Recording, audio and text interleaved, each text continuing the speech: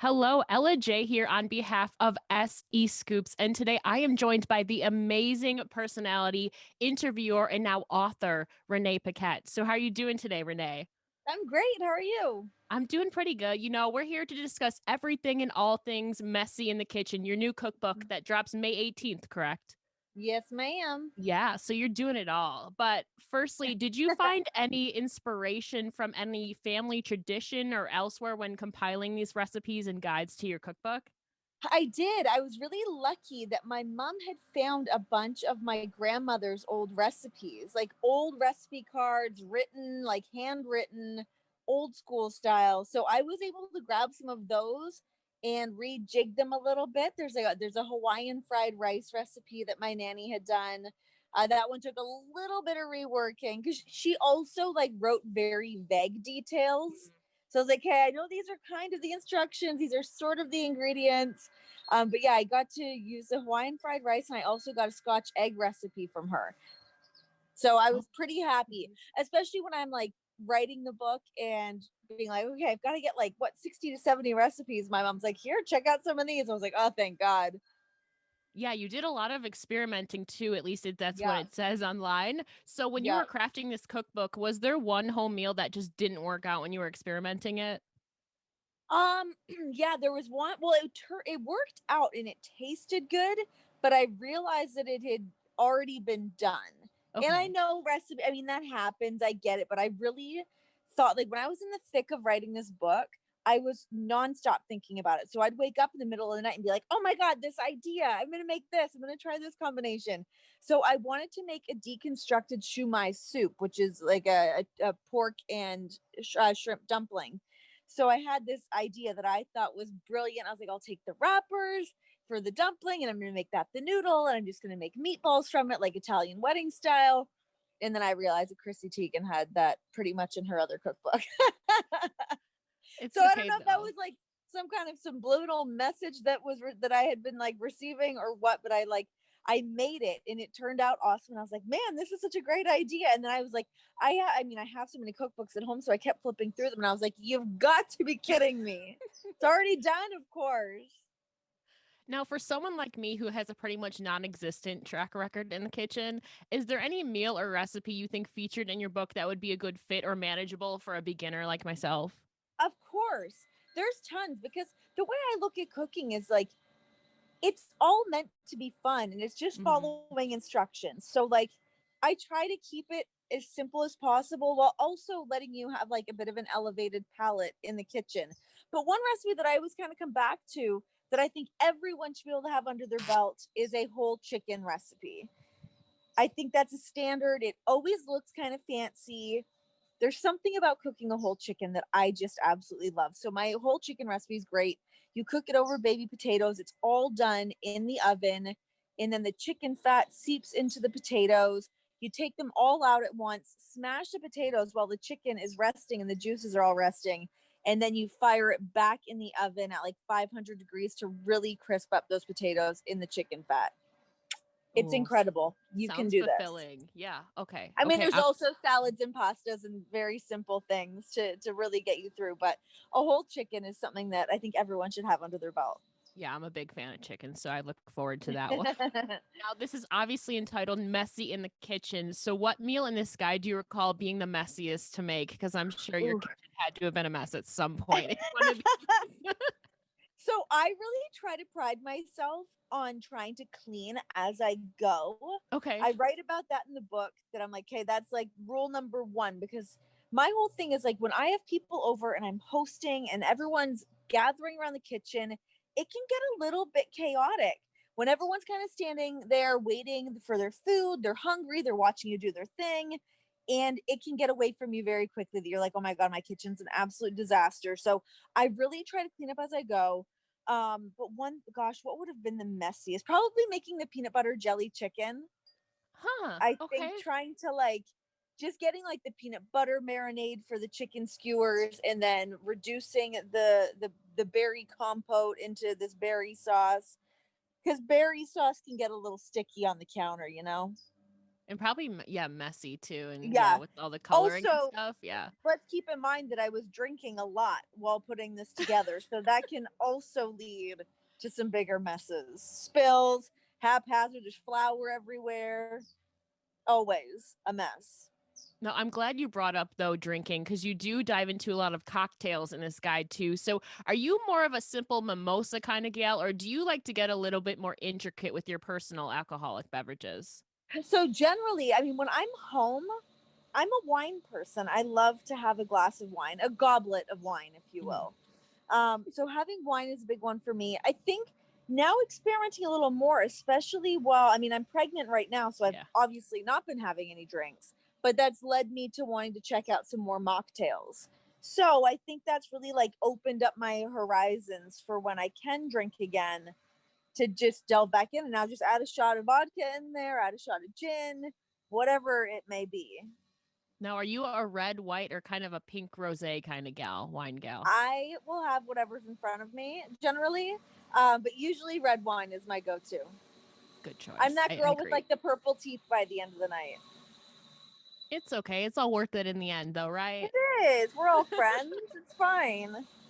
Now, in terms of hosting, you obviously say people can learn to host fabulously, as you said in your title. So, what do you think is the biggest mistake that people make that hinders them from being able to host fabulously, as you put it?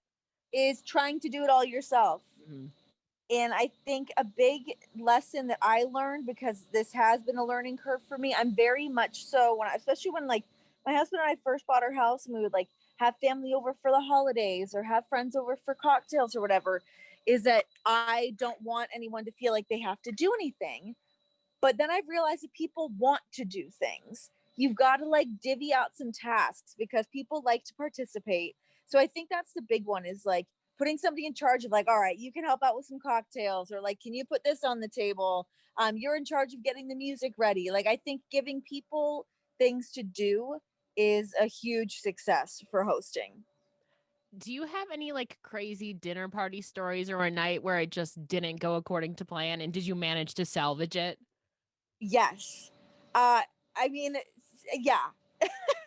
So our first year moving into this house, we moved in early December, and this was like five years ago. Mhm. And my father-in-law and his wife were at the house, and they came for Christmas, and I was like, hey, I'm gonna cook for everybody, I'm gonna make a turkey. But I had not used my oven yet. I had just moved in and I put my oven on convection bake, and it destroyed my turkey. It was so Oh. dry. I had no juice left over to make any gravy. It was a disaster. I was so stressed out, and like that was like quintessential, like everyone in the kitchen being like, "Oh, this will be good." And I'm like panicked, being like, "Oh my god, this is going to taste terrible."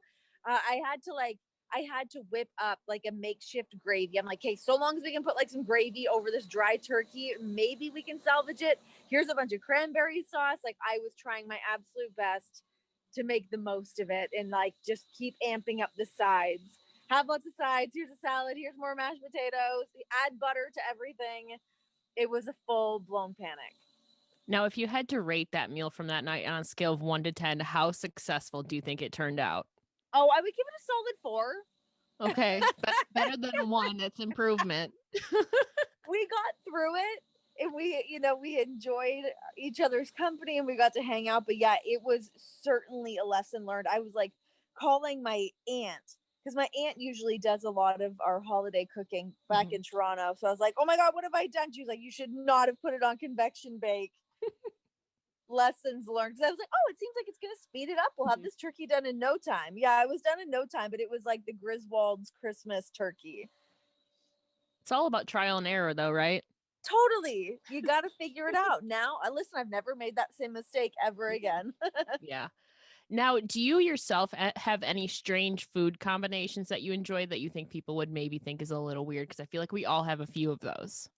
Yeah, there's one that's in the cookbook that I think I'm interested to see what kind of reviews or how much Okay. people are into it. That is my anchovy popcorn. Okay. So, Interesting. yeah, it's awesome because I mean, you say anchovies, and that can generally, I think, freak people out a little Mhm. bit. So I'm like, just try it. It takes 2 seconds. The anchovies completely disintegrate and melt into this buttery umami sauce, and then toss it over your popcorn. The fact that my husband likes it, I think, is a telltale sign, because he's a pretty picky eater and he can get behind the anchovy popcorn. Okay, I'm a pretty picky eater myself. I'm gonna take your word for it though, Renee. Like you It's said, you never salty. knock it until you try it, right? You can't knock it until you try it. And it takes 2 seconds to do. So it's not like there's a lot of time wasted in the kitchen Yeah. if you decide that it is not for you. But it's not fishy at all. I promise, promise, promise. Now, if you could have one dish or meal for the rest of your life, what would it be and why? If you could only live off of one. Probably like a carbonara pasta. That's always a go-to for me. I love pastas. I love carbs. Give me all of that. But that like yolky, creamy sauce with the bacon, add in some mushrooms, some peas. Oh my God. I love a carbonara. Ooh, sounds good. And you got a lot of different like food groups in there too that you can like Yep. live off of, so it's not just straight up carbs. Totally. You can pick out some. Yeah. I mean, I guess if you're thinking like you're eating that every day for the rest Yeah. of your life, that is quite rich, but it's so good. You can't go practical when you're thinking of your favorite meal that you're going to have No. for forever. You have to Mhm. go indulgent, Yeah. but that you would wear thin of it pretty quick, I would say. Okay. Now you obviously wear a lot of hats like television host, interviewer, commentator, etc. So how does it feel to be able to add author to that list of accomplishments now? It's crazy. It's so cool. Like, it's just one of those things that, like, I mean, I have a bunch of the books at my house. I just got them here like 2 weeks ago, and it trips me out when I walk Mhm. past the package and I'm like, oh my God, those are like, that's the book that I wrote. And to like see like my husband flipping through it, or like when friends come to the house and they're looking through it, like it's just so cool. I am such a book lover. So for me to be able to like kind of put my name in that hat as being an author is so cool. I feel like that luster will never wear off. Yeah. So, can you tell us a little bit more about the writing process of all of this and organizing your thoughts? Because being an author to a book is a lot of work. So, how did you put this together so cohesively for Messy in the Kitchen? It's a lot of work. And I mean, hats off to people that are full blown authors and writers and that they have a system. Because when I first started doing this, it was just this like hoop dream of like, I want to write a cookbook. Mhm. I had already kind of started writing the cookbook before I even had a cookbook deal, because I was just like, I'm manifesting this. I need to make this Mhm. happen. Um, so once I actually got down to it, I mean, the writing aspect of it, I really liked, and I've not tapped in to writing for quite a while. And I used to Mhm. do it more earlier on in my career. And then, you know, as things kind of progress and things change, it wasn't something that I was actively doing as much. So what I really loved was just reconnecting with my own voice. And I think that that really comes through quite strongly in the book. There's a lot of personality in it. There's a lot of me in it. And I loved being able to work with the publishers and not having them filter me at all. They didn't put any kind of like editing system on me. I mean, other than like cleaning up my grammar and all that. But no, I just had so much fun doing it and writing it. And as much as it was this huge mountain to climb, to be like, am I going to be able to pull this off? This is going to be okay, right? But that day that I was able to, like, on the deadline, hand in my manuscript and be like, whoo, we did it, was like huge celebration. And now we have the release coming up very, very shortly. So, do you have Yeah. any plans for maybe a virtual or a physical book tour? Depending on the status of the world, obviously. But I hope so. I would love to. I'm really hoping that at some point that's something that we get to do. I'm sure virtually there's a way that we're gonna be able to pull that off. I know I'm gonna be doing like some virtual signings, Mhm. but I would love to be able to do like more of a tour. My baby is due just like a couple weeks after my book comes out. So a Mhm. lot of a birthing of a book, a birthing of a baby, lots of busy things happening. But yeah, I really hope at some point to be able to do that. I mean, that's the fun part too, is like, you know, you think of like releasing a book, you want to get out and meet people and Mhm. see people with the book and have conversations with everybody. So I really, really hope that we can do that soon. Yeah. So, are you kind of interested in doing more projects in the cooking world, whether it's making appearances on cooking shows or doing a YouTube thing? Or are you interested in doing more projects in the cooking world? Oh my God, absolutely. I would love to. I feel like that's something I keep kind of like trying to put out there as well. Like, I would love to be like a guest Mhm. on this show, or bring me out for this, or let's just start a new show. I was talking to I was doing another interview, and they're like, yeah, the book kind of reads like it should be a TV show. I'm like, well, great, I'm ready to go. There's something about me being able to combine my years of experience of broadcasting and working in so many different areas, and the fan base that I've been able to accumulate over time, and then combining it with my love of cooking and getting in the kitchen. I would love to do that.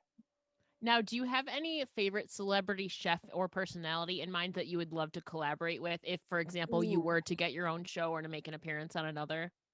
that's a good one. I mean, who doesn't love some Bobby Flay, obviously? Who doesn't love Guy Fieri, Mhm. obviously? Imagine Renee Um, Paquette and Guy Fieri. we're both, I mean, he's from Yeah. Vegas. I'm Yeah, here. Come, that's true. just come hang out with me. But you know, another one that I love that's like celebrity chef is Trisha Yearwood. I love her cooking show. I think there's something just very like organic and fun about her, that I want to make cocktails with Trisha Yearwood and like do some southern cooking with her. I would love to do that. That'd be fun to see the Yeah. combination with Canadian Renee and like Southern. I think that'd be Yes. a fun I'm compilation. adaptable. I throw me in. I'll whip up some biscuits. Let's do it. Okay, sounds like a deal. Now, you mentioned earlier, obviously, you have so much experience with broadcasting, podcasting, hosting, writing, and now preparing for your newborn soon. So, honestly, how do you balance it all and keep your schedule in line? I don't know. It's a lot of, right before I go to bed, I open up my calendar app on my phone and I'm like, what am I doing? Where do I have to be? Mhm. What's happening again? So it's a lot of juggling many different things. I just actually had to get like a whiteboard calendar so that I can like Mhm. look at it and like really look. I mean, just between like doing my podcast and doing the records of the show, which episodes are coming out when do I prep for the interviews, uh hopping on being able to do media for my own book, um I'm all over the place, and then trying to make it to doctor's appointments in the middle of all that as well. So it's basically a day by day system that I'm going with, and then there's like little milestones I look forward to. So the next one will just be the book coming out. So I've got until May 18th to rev up. Yeah, and speaking of your podcasting, obviously you do host your own show, Oral Sessions. So, do you have any dream guests in mind that you'd like to book for your podcast someday? Tons. Yeah. I mean, my ultimate would be getting Chelsea Handler on the show. She is one of my Oh my absolute God, favorites. imagine. Hmm. She's just so cool. I would love to have her on. I would love to have Guy Fieri on. I feel like he would be such a great guest. Bring the party. Hmm. David Chang is somebody else who I'd love to have on the show. If we're talking chefs, Maddie Hmm. Matheson's another one that I'd love to get on. I really stick to the wrestling and combat sports world in the podcast, but as we start to branch out, which is always kind of been my goal with the show, is like Hmm. start with the wrestling, start with the thing Hmm. that people are familiar with me being in that space, and then branch out from there. So I mean, we're having comedians on, having other athletes on, gonna have some actors on. So yeah, hopefully I can just keep kind of, I just want to keep bringing people on, having conversations with cool people. Yeah, it's so amazing to see your show grow outside of wrestling too, as you're expanding your versatility with that. It's so amazing, and I would love to see Guy Fieri and Renee Paquette together. Those two personalities, girl. I'm ready for I it. would love it. I feel like I should just start tweeting him a bunch and like tagging him in things. Hmm. That's how you get stuff done. Sometimes you just Hmm. gotta shoot your shot. Get out there and let Exactly. the man know. Why not? Give me like 30 minutes of your time. Please, Mhm. please, please. Yeah, and now without a doubt, just for me personally, you are a huge influence and inspiration to a lot of people in this community. So, do you have any advice for the female interviewers or podcasters out there like myself? Yeah, the biggest thing that I do is I'm big into prep. Hmm. I'm an over preparer, but I love to be over prepared and then also be willing to completely throw it out the window. Yeah. So have all the information that I need so that I'm not bound to looking at like what question did I have or what's the thing I need to know about this person. I want to have like retained as much information as I possibly can so that I can just be more loose and fun during the actual show. That's my biggest piece of advice. Yeah, that makes sense too, especially as I'm still trying to navigate everything and it's You're still a day crushing by it. day This is thing. Well, actually well, really thank great. You're you. doing a really great job. Thank you. Now, in Yeah. your experience, though, interviewing or broadcasting, has there ever been a guest where you were just starstruck by? I feel like we've all had those instances. Oh God, yeah. I mean, I mean, Oh one that's gosh. like, of course I was starstruck by him, but he was also like in a bad mood. So it made it like a bad combination. But it was Harrison Ford. Yeah, I I was, remember you mentioning this yes. before. Yeah. Yeah, that one was a bit of a doozy. I thought that maybe I could charm him in some way, and he was not having it. So and when you go to, and I don't really like doing press junkets because you have 5 minutes with somebody, Mhm. and it's difficult to develop a rapport within that amount of time. It's like a revolving door for them of like a million different people coming in asking them the same questions. So I always dreaded doing those. So going in and seeing Harrison Ford, and I'm like, hey, I gotta like charm him as quickly as I can. And he was like, just get to the questions. That one will always go down for me as quite mortifying. I think it still turned out good. I think it was a clip on Unfiltered, I Yeah, it believe. was. Yeah, I Yeah. remember Yeah. seeing that. I'm like, it's so funny though to see though the progression, and it just proves that you yourself are human, and you're not you're like you have the same experiences and you've been there, and so it's so amazing to see how far you've Totally. come and how far you can still go for sure. Totally. You got to learn somewhere. And that's the thing. It's like, I mean, it's the same thing as putting your oven on convection bake and screwing up the turkey. You got to have a couple flaws and then you learn from them and you grow. And yeah, it's all about that, making that progression. Yeah, now something I've also been curious to know is obviously you've taken a step back from WWE and wrestling as now you have a newborn on the way, you have your book coming out. So, did you find it difficult to take a step back or are you more enjoying watching wrestling as a fan again now? I love watching it as a fan. It's one of those things. It's like, even just having WrestleMania had just passed, and there was definitely part of me that was like, oh man, like it felt weird to not be there. For 8 years, I've Yeah. been at WrestleManias, and that whole build up to getting to WrestleMania and finally having fans back in the crowd.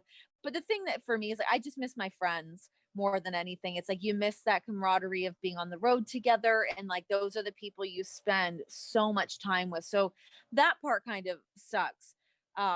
But it's a decision that you make to like, I got to make myself progress in another direction. I was feeling like I was a little bit stagnant in what I was doing and I needed to move on.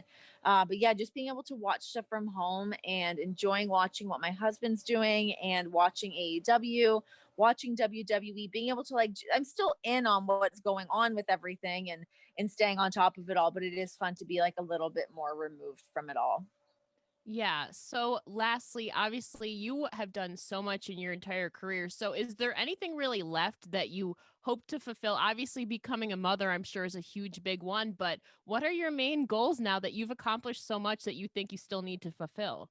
I really want to get a really great like studio show happening. I really love that space. I love working in studios like that. Like, even when I was doing WWE backstage with Fox, like I really felt so comfortable in that space, something that I love to do. So whether it's, another show that's similar to something like backstage or just starting something completely different. There's something about starting something completely different that I like, to be in the driver's seat and just be more on that creative side of like really developing the show that I want to do and tailor something to what I want to do. So that's something that I definitely look to be getting the wheels turning on once I'm recovered from the baby and back in the thick of things. So hopefully by the fall I can start seeing what I can get going. Oh, I'm excited for it for sure, as I know a lot of people are. But before I let you go, Renee, can you please tell the listeners where they can find you on social media and where they can purchase Messy in the Kitchen? Yeah, you guys can follow me on Instagram and Twitter. It's at Renee Paquette, ReneePaquette. And you guys can pre order my book on Amazon. If you search my name in there, it will come up. You can search for Messy in the Kitchen, it'll come up. And it's available at Barnes and Noble, pretty much everywhere that you guys can get books. And well, thank you so much for joining me today again, Renee. It's been a huge pleasure, and I cannot wait for the official release of Messy in the Yay. Kitchen. I'm really looking forward to it. Awesome. Thanks so much. I really appreciate it. And on behalf of SC Scoops, this is Ella J. And thank you all for tuning in. Thank you so much again, Renee. Thanks, Ella.